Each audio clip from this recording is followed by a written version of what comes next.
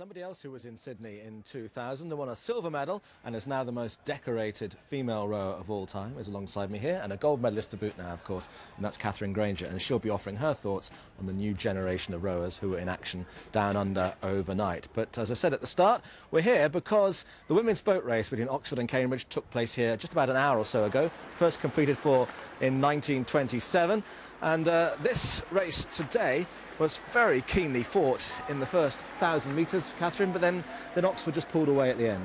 Yeah, no, it was exciting. The first 1,000 metres showed a real tough battle. It's very much, one-on-one crew. But Oxford just had the lead and just kept pushing out that one stroke at a time rhythm that meant they were going to be clear winners by the end.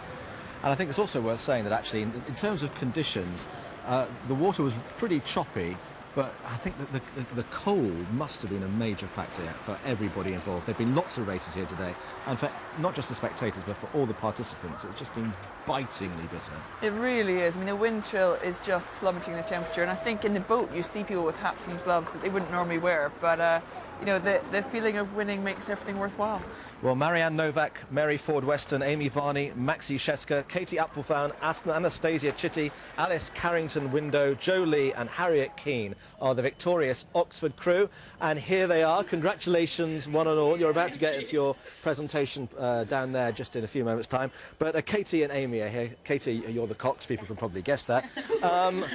How was it for you? Because you actually weren't doing very much apart from shouting. So how cold were you at the end?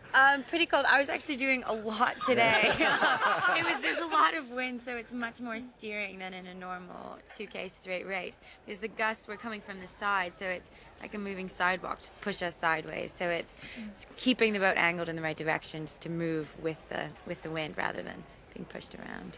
Somebody with a paddle in their hand. The first half of the race, it was really nip and tuck, wasn't it? You were looking across and thinking, at what stage did you think we've got them? I think we never lost sight of the end goal, and we trusted each other and trusted ourselves so much, and we were just strong. And I think about 600 metres in, we started moving, and I was like, that's it, we're starting to move, this is what we do, let's go. And we went, and as soon as we were level at the 1,000 metre mark, I was like, we've got this, we've just got to trust ourselves, and we did.